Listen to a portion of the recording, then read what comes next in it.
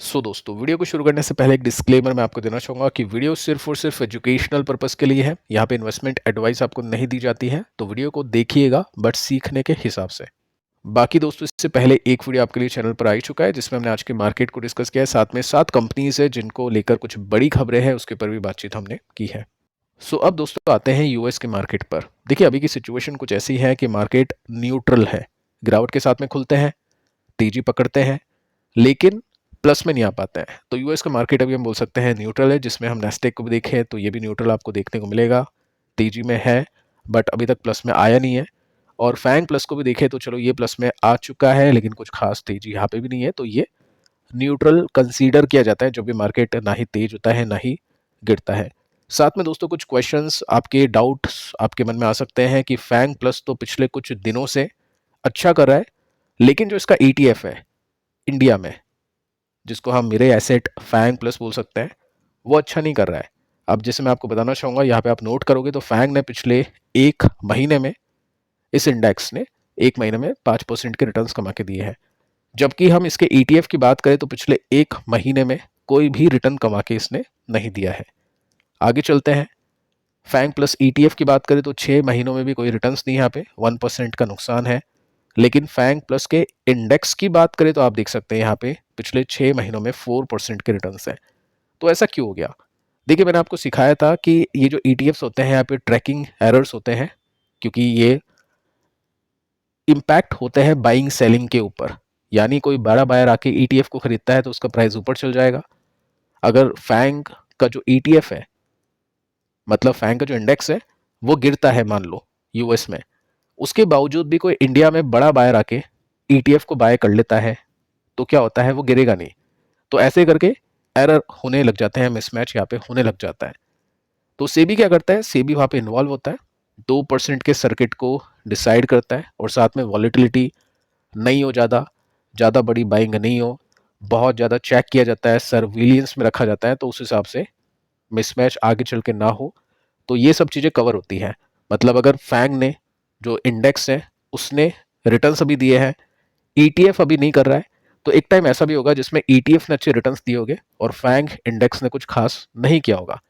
तो वो सब चीज़ें यहाँ पे एडजस्ट होती हैं, करेक्ट होती हैं, कवर होती हैं। जिस एग्जाम्पल मैं आपको देने की कोशिश करता हूँ, अगर मैं पिछले एक साल के रिटर्न्स आपको दिखाऊं तो फैंग प्लस ETF ने 40% की ग्रोथ दिखाई, जबकि फैंग प्लस के इंडेक्स ने एक साल में ओनली 25% की ग्रोथ दिखाई। तो ये सब चीज़ें चलती है। अगर कोई ETF इन्वेस्टर है तो उसको ये सब चीज़ें पता होनी चाहिए कि वॉल्यूम बेसिस पे, लिक्विडिटी बेसिस पे, बायर सेलर के हिसाब से ये ट्रैकिंग एरर आ सकते हैं, मिसमैच हो सकता है। लेकिन इसका जितना डेटा मैंने देखा है, आप भी देख सकते हैं, उसमें हमको पॉजिटिवली ही मिसमैच देखने को मिलता है। यानी लॉन्ग टर्म में इंडेक्स से ज़्यादा ETF ने परफॉर्म किया है इस कैटेगरी की पर्टिकुलर अगर हम बात करें तो। अब दोस्तों आते हैं यूएस के मार्केट पर कि मार्केट अभी के समय क्यों नीचे है, उसको एक बार हम देख लेते हैं। तो यहाँ पे आप नोट कर सकते हैं, रिटेल डेटा वीक आया है, सेल्स कम हुई है, साथ में मिडिल ईस्ट की टेंशन अभी के समय बढ़ रही है। अभी डिटेल में मैं आपको बताना नहीं चाहूँगा क्योंकि बहुत बड़ा वीडियो बन जाएगा, डिटेल में हम पिछले वीडियो में कवर कर चुके हैं। तो टेंशन यहाँ पे बढ़ चुकी है और सीज फायर की कोई भी एक्सपेक्टेशंस यहाँ पे नहीं है, क्योंकि ट्रंप की तरफ से भी बोला जा चुका है कि हम भी कुछ नहीं करने वाले हैं और हो सकता है आगे चल के ये एस्केलेट हो जाए। तो वॉर रुकने का तो यहाँ पे इन्वेस्टर्स के मन में कोई ख्याल है नहीं, और मार्केट हो सकता है अब इससे थोड़ा सा आगे बढ़े, क्योंकि अगले महीने से Q1 के नंबर्स आना शुरू हो जाएंगे। देखते दोस्तों क्या अपडेट होता है, कैसी नंबर्स आते हैं, कौन कौन सी कंपनी सेक्टर के नंबर्स अच्छे आते हैं। अब दोस्तों आते हैं न्यूज़ पर। कुछ और कंपनीज हैं जिनकी न्यूज़ अभी के समय आउट हो चुकी है। शाम को 5 बजे के आसपास या 4-5 बजे की न्यूज़ में आपको बता चुका था, जितनी भी मेन कंपनीज की न्यूज़ थी सब कुछ हमने वहाँ पे सीखने के हिसाब से डिस्कस किया है। अब दोस्तों हम पॉलीकैप को देखते हैं। यहाँ पे 5:30 बजे के आसपास की न्यूज़ है।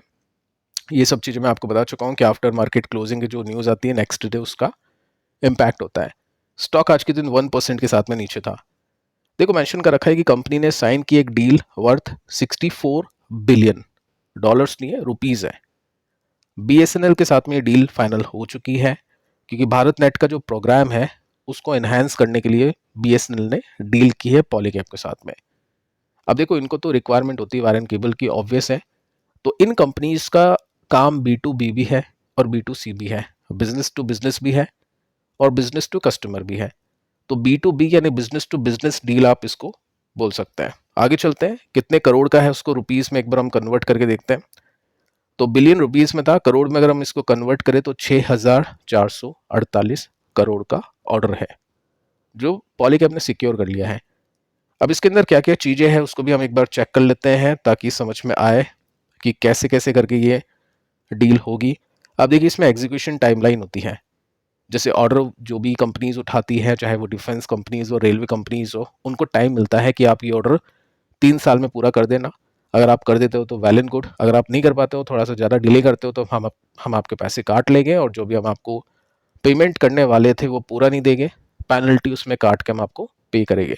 तो टाइमली एग्जीक्यूशन काफ़ी इंपॉर्टेंट होता है। यहाँ पे दोस्तों 3 साल का एग्जीक्यूशन मेंशन कर रखा है। साथ में अगर हम देखें तो यहाँ पे 10 साल मेंटेनेंस पीरियड भी है।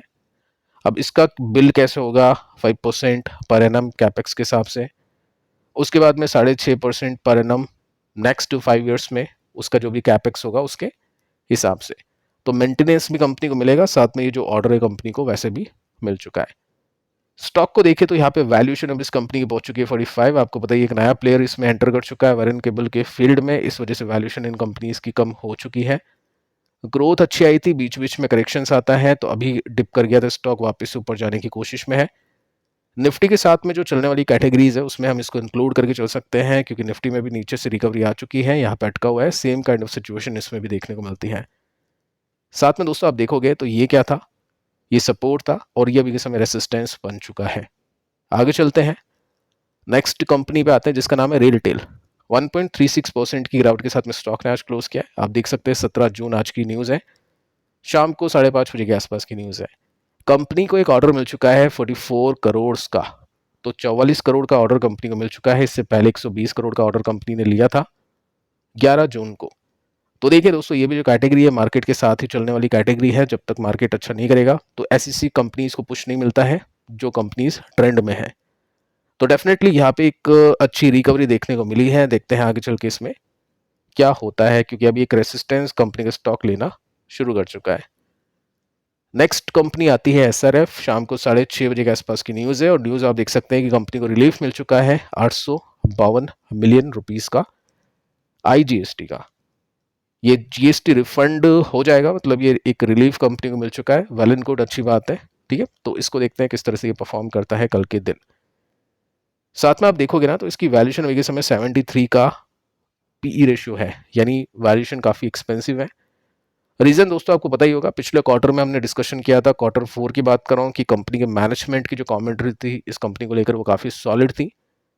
मैनेजमेंट ने गाइडेंस इस कंपनी के काफ़ी अच्छे दिए थे Q1 से लेकर Q2 Q3, ये जो नेक्स्ट ईयर जो अभी Q1 हम देख पाएंगे उस क्वार्टर की अच्छी गाइडेंस थी, अच्छे रिजल्ट आने की उम्मीदें थी। Q2 की भी अच्छी उम्मीदें यहाँ पे मैनेजमेंट ने बताई थी, प्रॉफिट के मार्जिन के हिसाब से और साथ में रेवेन्यू ग्रोथ के हिसाब से।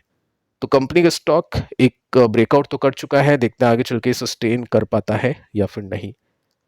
पीएन ज्वेलर्स की भी एक न्यूज़ है, पहली न्यूज़ में आपको दे चुका था, ओपन मार्केट में आई थी कि कंपनी एक नया ब्रांड लॉन्च करी जिसमें लाइट वेट ज्वेलरी प्रोडक्ट्स होंगे। साथ में दोस्तों 8:30 बजे की न्यूज़ आप देख सकते हैं कि इसकी एक सब्सिडरी कंपनी है रेवा डायमंड्स, ये सबमिट कर चुकी है आईपीओ एप्लीकेशन 4.5 बिलियन रुपीस की। ठीक है, फंड रेज एलोकेट किए जाएंगे 15 ब्रांड स्पेसिफिक स्टोर्स बनाने के लिए, यानी जो भी पैसा कंपनी को मिलेगा स्टॉक होल्डर से, जो भी एप्लीकेशन लगाएंगे, रिटेल इन्वेस्टर्स हो, एफआईओ डीआईज हो, जो भी पैसा कंपनी उठाएगी शेयर्स को बेच के वो कंपनी के ही डेवलपमेंट के लिए लगाने वाली है। तो गुड न्यूज़ है, देखते हैं कल क्या इम्पैक्ट होता है इसका स्टॉक के प्राइस के ऊपर। बाकी आपने देख लिया, पिछले वीडियो में हम डिस्कस कर चुके हैं कि डाउन ट्रेंड इसमें हो चुका है, यहाँ पे एक बॉटम फॉर्मेशन देखने को मिल रहा है, ऊपर जाने की कोशिश कर रहा है बट निफ्टी से स्लो। वैल्यूएशन भी ऊपर से काफ़ी नीचे आ चुकी है, ईपीएस कंपनी का बड़ा है और वैल्यूएशन इसकी कंफर्टेबल हुई है। साथ में दोस्तों आप नोट कर सकते हैं आज के दिन एफआईज ने एक्विजिशन किया है, 1482 करोड़ की बाइंग की है, जबकि डोमेस्टिक इंस्टीट्यूशनल इन्वेस्टर्स ने यहाँ पे 8207 करोड़ की बाइंग की है। सो फिलहाल दोस्तों इस वीडियो में इतना ही, पिछले वीडियो को भी आप देख लेना। मिलते हैं कल किसी और वीडियो में किसी और इन्फॉर्मेशन के साथ, तब तक के लिए शुभ रात्रि।